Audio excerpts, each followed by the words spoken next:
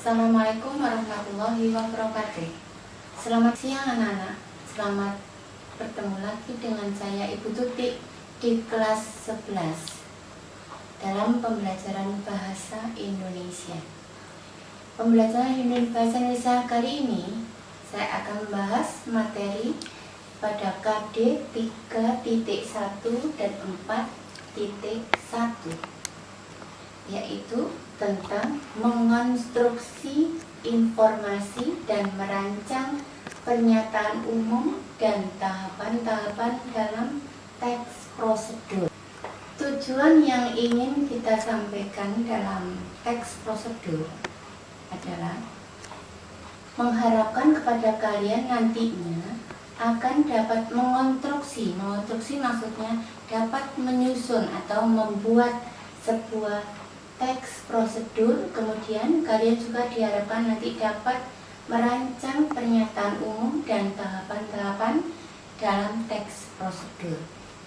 Teks prosedur adalah teks yang berisi tentang langkah-langkah untuk melakukan atau membuat sesuatu.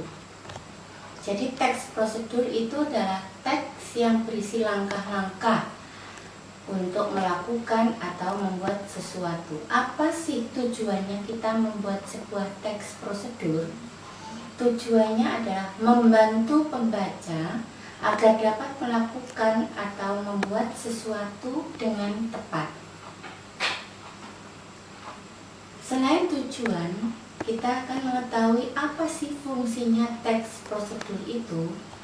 Teks prosedur fungsinya adalah menjelaskan kepada pembaca bagaimana cara melakukan atau membuat sesuatu dengan langkah-langkah yang ada. Jadi tujuannya tadi untuk apa? Tujuannya untuk membantu pembaca agar dapat melakukan atau membuat sesuatu, sedangkan fungsinya menjelaskan kepada pembaca bagaimana cara melakukan atau membuat sesuatu itu berdasarkan langkah-langkah yang sudah ada. Teks prosedur itu apa? Teks prosedur itu sama seperti halnya kiat. Misalkan kiat belajar lebih cepat untuk memahami sebuah teori fisika, misalkan begitu.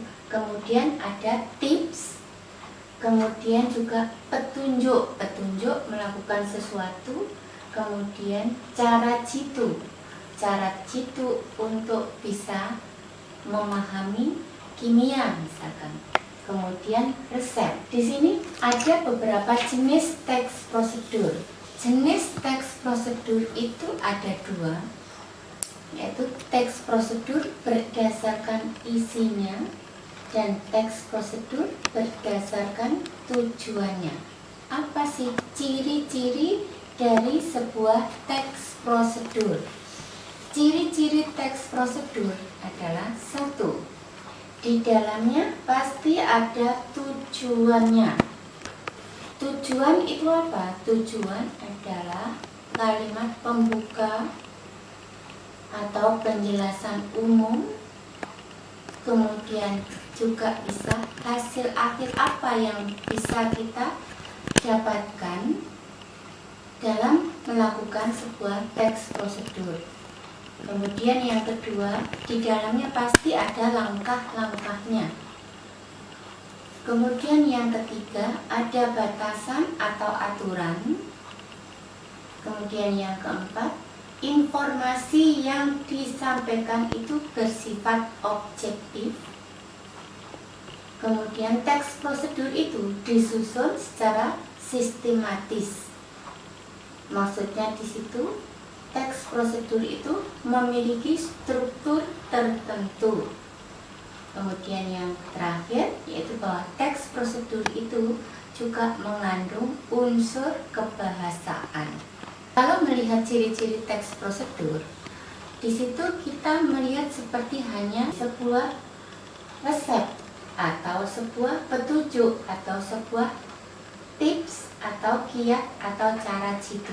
Pasti di dalamnya ada tujuannya, ada langkah-langkahnya, kemudian ada strukturnya dan ada unsur kebahasaannya, seperti itu.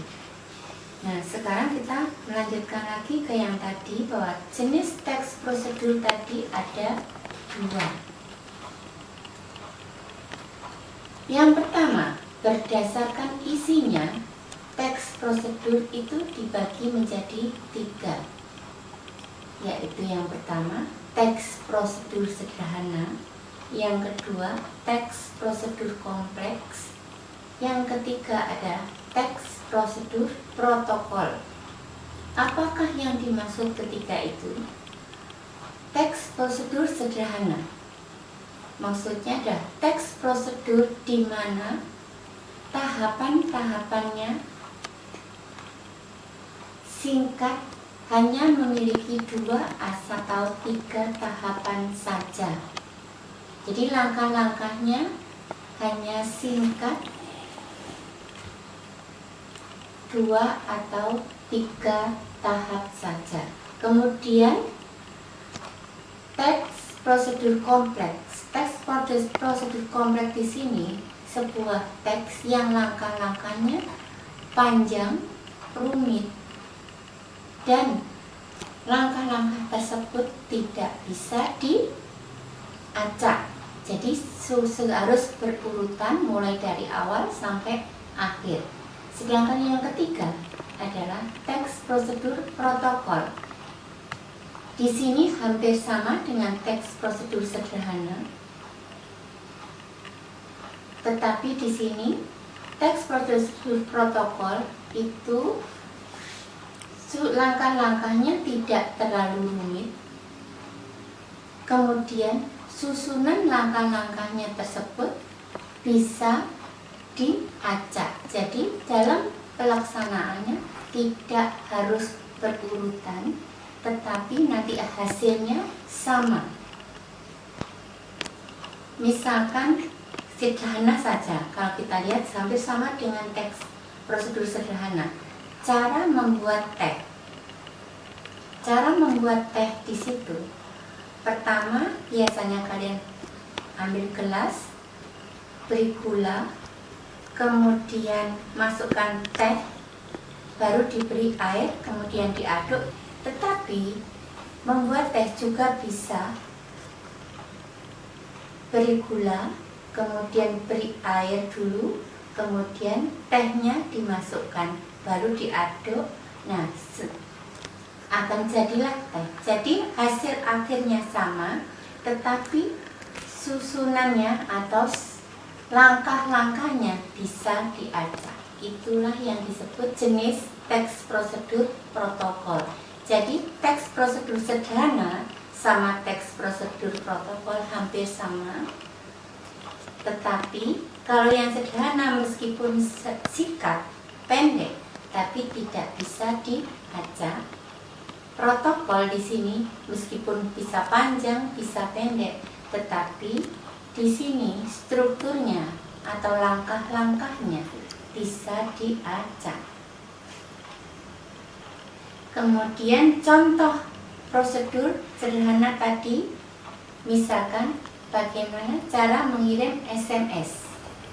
Nah, bagaimana cara mengirim SMS? Pasti kalian tahu, singkat, tetapi di urutannya tidak, langkah-langkahnya tidak bisa dibolak-balik. Kemudian teks prosedur kompleks itu teks prosedur yang agak rumit.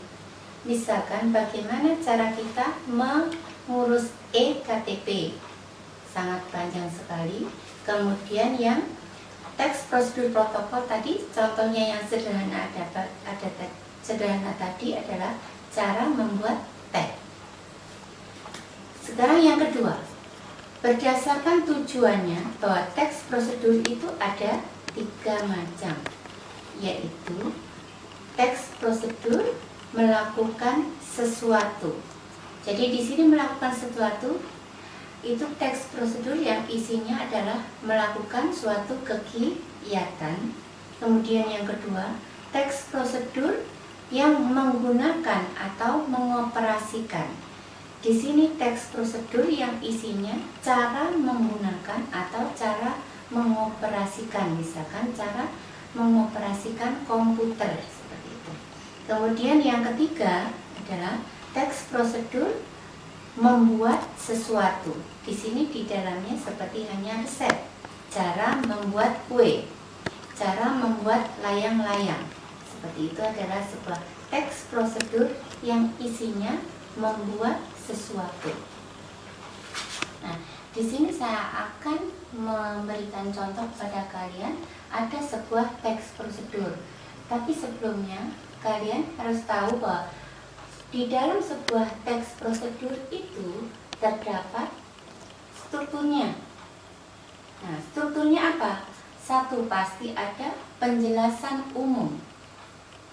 Penjelasan umum yang dimaksud di situ adalah kalimat pembuka dari sebuah teks prosedur, dan di situ isinya berupa tujuan.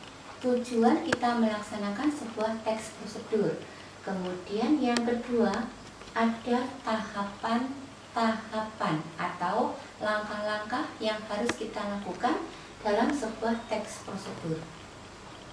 Nah, apakah semua teks prosedur itu memiliki dua struktur ini?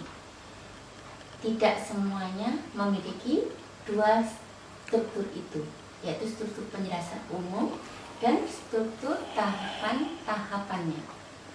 Tapi ada juga yang memiliki struktur satu. Ada tujuan.